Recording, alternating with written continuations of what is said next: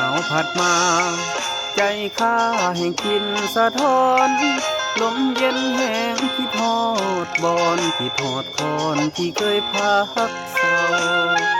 จากบ้านมาไกลอาศัยอยู่ในห้องเศร้ายามนอนใจแห้งงอมเหงาที่ทอดเจ้าเดินน้องบอกค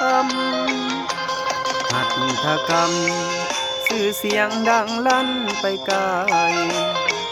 ปั้นโมโลให้ดังไปทั่วแคว้นแดนลาวแต่น้อยจนใหญ่อยู่ใสบ่ลืมบ้านเฮาคิดฮอดทุกแรงคำเศร้าคิดฮอดเจ้าเด้อน้องบกคำ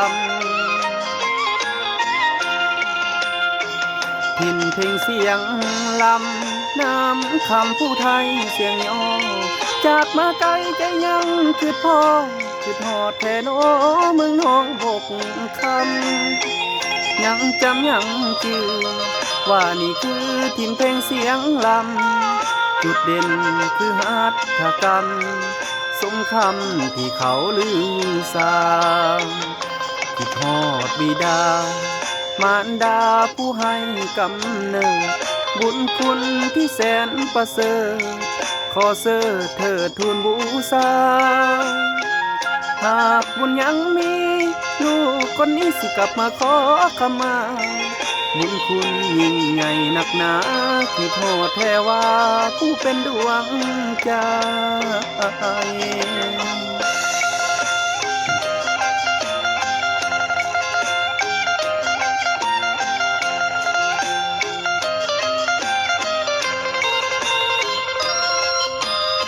ทีนี้ฝากไว้ให้พ่อกับแม่เนาะที่อยู่ทางบ้าน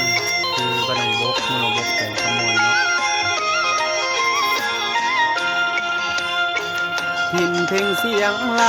ำน้ำคำผู้ไทยเสียงย่องจากมาไกลใจยังคือพ่อ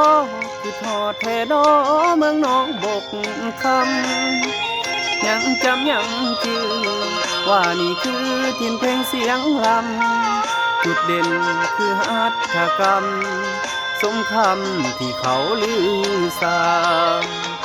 ที่ทอดบิดามารดาผู้ให้กำเนิด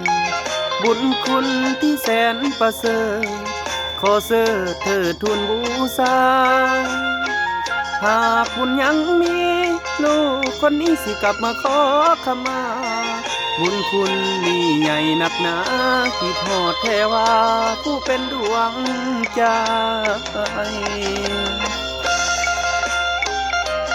ฝากไปให้พ่อแม่เนาะพ่อกิติพลและในคันธีเนาะ